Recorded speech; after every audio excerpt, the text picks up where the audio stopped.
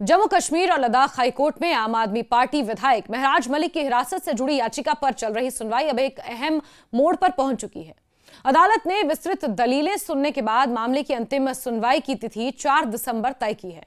यह मामला न केवल एक राजनीतिक हस्ती की गिरफ्तारी से जुड़ा है, बल्कि जम्मू कश्मीर की बदलती राजनीतिक और प्रशासनिक परिस्थितियों, पब्लिक सेफ्टी एक्ट पीएसए के उपयोग और नागरिक स्वतंत्रताओं पर उठ रहे सवालों को भी सामने लाता है।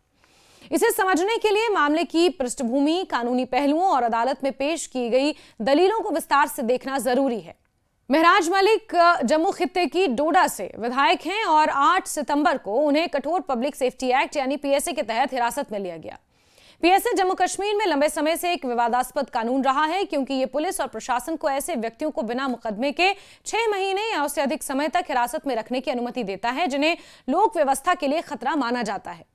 प्रशासन ने मलिक की गिरफ्तारी का कारण पब्लिक ऑर्डर में गड़बड़ी बताया, परंतु विस्तृत आरोप सार्वजनिक नहीं किए गए। दरअसल डोडा के उपायुक्त के ऊपर जिस तरह से अभद्र टिप्पणी सोशल मीडिया पर आकर महराज मलिक ने की थी, उसे कहीं ना कहीं माहौल बिगाड़ने वाला करार दिया गया और उनके ऊपर पीएसए लगाया गया, जिसके अंतर्गत वो जेल में बंद हैं। वहीं गिरफ्तारी के कुछ ही दिनों बाद मलिक को कठुआ जेल में स्थानांतरित कर दिया गया है, जहां उन्हें पीएसए के तहत रखा गया है। 24 सितंबर को मलिक ने अपनी हिरासत को चुनौती देते हुए जम्मू कश्मीर और लद्दाख हाईकोर्ट में एक हेबियस कॉर्पस याचिका दायर की। हेबियस कॉर्पस एक महत्वपूर्ण संवैधानिक उपाय है, जिसका उद्देश्य यह सुनिश्चित करना है कि किसी भी व्यक्ति को गैर कानूनी तरीके से हिरासत में न रखा जाए। अपनी याचिका में मलिक ने न केवल हिरासत को अवैध बताया, बल्कि मुआवजे के तौर पर 5 करोड़ रुपए की मांग भी की है।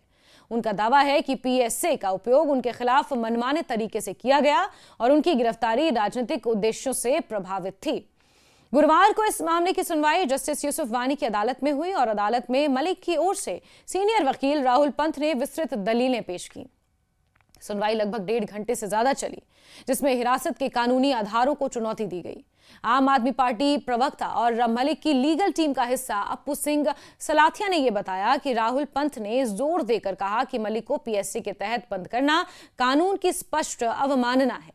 उन्होंने यह भी बताया कि हिरासत में लिए जाने की प्रक्रिया में कई त्रुटियां हैं, यानी कि कई खामियां हैं, जैसे उचित आधारों का अभाव, नोटिस की कमी, कानून के दुरुपयोग के संकेत।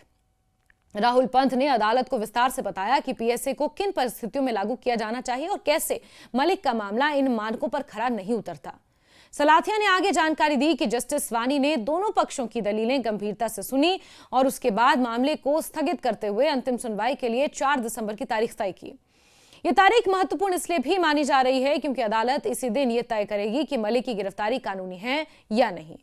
लेकिन अदालत ये पाती है कि हिरासत गैर कानूनी थी तो न केवल हिरासत रद्द होगी, बल्कि मलिक की मुआवजे की मांग पर भी विचार किया जा सकता है। उनके वकीलों के अनुसार यह मामला नागरिक अधिकारों और प्रशासनिक पारदर्शिता के लिहाज से भी महत्वपूर्ण मिसाल बन सकता है। मलिक की कानूनी टीम में राहुल पंत के साथ वकील एसएस अहमद, एम तारिक मुगल और एम जुल्करैनन चौधरी भी शामिल हैं। ये टीम लगातार इस बात पर जोर दे रही है कि पीएसए जैसे सख्त कानूनों का उपयोग सावधानी से और वास्तविक गंभीर परिस्थितियों में ही किया जाना चाहिए। इस मामले के माध्यम से वो ये स्थापित करने की कोशिश कर रहे हैं कि यदि पीएसए का मनमाने ढंग से उपयोग होता है तो ये लोकतांत्रिक ढांचे और नागरिक स्वतंत्रताओं के लिए खतरा बन सकता है। ये मामला जम्मू कश्मीर के वर्तमान राजनीतिक माहौल में भी विशेष महत्व रखता है। 2019 में अनुच्छेद 370 हटाए जाने के बाद से क्षेत्र में कई प्रशासनिक और राजनीतिक बदलाव हुए हैं। इस दौरान सुरक्षा से जुड़े कानूनों के उपयोग में भी बढ़ोतरी देखी गई है। सरकार का तर्क है कि सुरक्षा और स्थिरता के लिए ऐसे कानून जरूरी हैं, जबकि विपक्षी दल और कई मानवाधिकार संगठन कहते हैं कि इनका प्रयोग अक्सर राजनीतिक विरोधियों को निशाना बनाने के लिए होता है। मलिक की गिरफ्तारी को भी इसी संदर्भ में देखा जा रहा है, क्योंकि वो क्षेत्र में आम आदमी पार्टी के एक सक्रिय और मुखर चेहरे रहे हैं। अदालत की आगामी सुनवाई को लेकर न केवल आम आदमी पार्टी समर्थक, बल्कि नागरिक समाज के कई लोग भी उत्सुक हैं। इस मामले के परिणाम का दूरगामी प्रभाव भी हो सकता है, न केवल मलिक की व्यक्तिगत स्वतंत्रता पर, बल्कि पीएसए जैसे कानूनों के उपयोग और भविष्य में उनकी सीमाओं पर। यदि अदालत प्रशासन पर कड़ी टिप्पणी करती है या हिरासत को अवैध ठहराती है, तो यह भविष्य में ऐसे मामलों के लिए एक महत्वपूर्ण मार्गदर्शक सिद्धांत बन सकता है।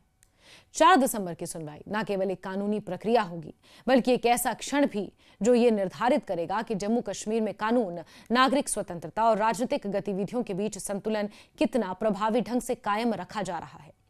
इसे नजरअंदाज नहीं किया जा सकता कि यह मामला लोकतांत्रिक व्यवस्था की उस मूलभूत धारणा की परीक्षा भी है जिसके अनुसार राज्य की शक्ति का प्रयोग नागरिकों के अधिकारों की कीमत पर नहीं होना चाहिए। महराज मलिक, जो कि आम आदमी पार्टी के सिर्फ एकमात्र विधायक डोडा से हैं, जम्मू कश्मीर में वो पीएसए के अंतर्गत जेल में बंद हैं। जब उनकी गिरफ्तारी हो रही थी उस वक्त हमने एक बड़ा पॉलिटिकल ड्रामा देखा था। आम आदमी पार्टी नेता संजय सिंह जम्मू कश्मीर पहुंचे और उन्होंने कहा कि उन्हें गेस्ट हाउस अरेस्ट किया गया। इसके अलावा कई और राजनीतिक हस्तियों ने इसके खिलाफ बयान दिया, कहा कि महराज मलिक की गिरफ्तारी असंवैधानिक है, पीएसए एक पब्लिक रिप्रेजेंटेटिव के ऊपर लगाना सही नहीं है। उमर अब्दुल्ला तक का बयान इस पर सामने आया था।